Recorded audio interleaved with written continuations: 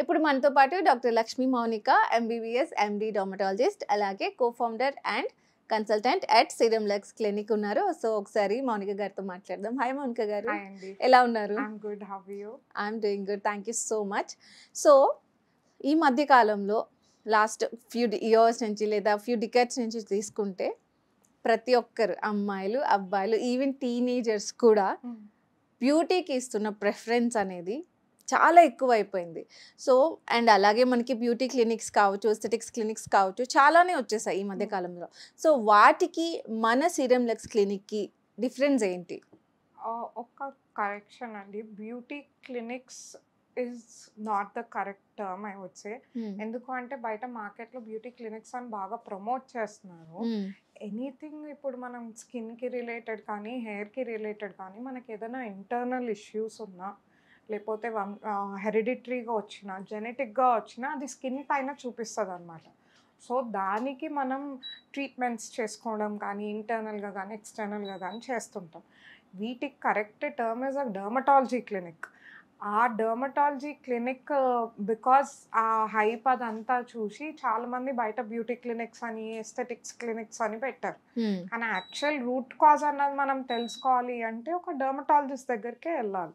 Okay, so when it is related to skin definitely we should consult a dermatologist.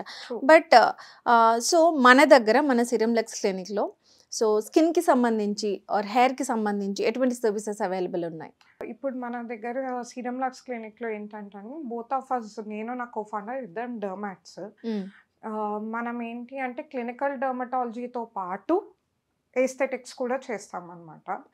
ఎస్థెటిక్స్కి వచ్చేసరికి మీకు ఇప్పుడు రెగ్యులర్గా చాలా దగ్గర మీరు లేజర్ హెయిర్ రిడక్షన్స్ అని వినే ఉంటారు. So we have laser hair reductions, తర్వాత నాన్ సర్జికల్ ఫేస్ లిఫ్ట్స్ ఉంటాయి, నెక్ లిఫ్ట్స్, డబుల్ చిన్ ట్రీట్మెంట్స్ కానీ, హెయిర్ ఫాల్కి సంబంధించి డిఫరెంట్ ట్రీట్మెంట్స్ కానీ, తర్వాత మనకి రెగ్యులర్ మెయింటెనెన్స్ ఇప్పుడు మీరు సలాన్స్లో ఇంతకుముందు చూస్తే రెగ్యులర్గా ఫేషియల్స్ అని మెయింటెనెన్స్ చేయించుకునే వాళ్ళు అన్నమాట.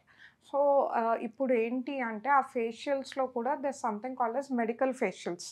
ఇవి ఏంటి అంటే మెడికల్ గ్రేడెడ్ ఫేషియల్స్ ఉంటాయి. వీటిల్లో అమౌంట్ కానీ మనం ఏది వాడుతున్నామో అదంతా మెడికల్లీ గ్రేడెడ్ అండ్ అప్రూవ్డ్ ఉంటాయి అన్నమాట. అలాంటి రెగ్యులర్ మంత్లీ సెషన్స్ కానీ అట్లా డిఫరెంట్ థింగ్స్ ఉంటాయి.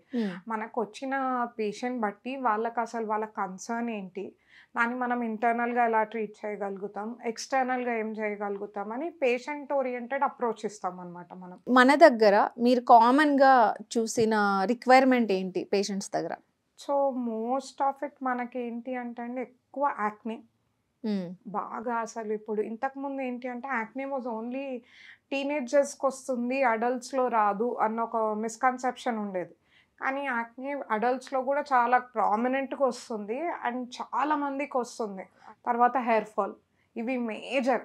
పిగ్మెంటేషన్, ఈ 3 మేజర్ అనమాట మనకి.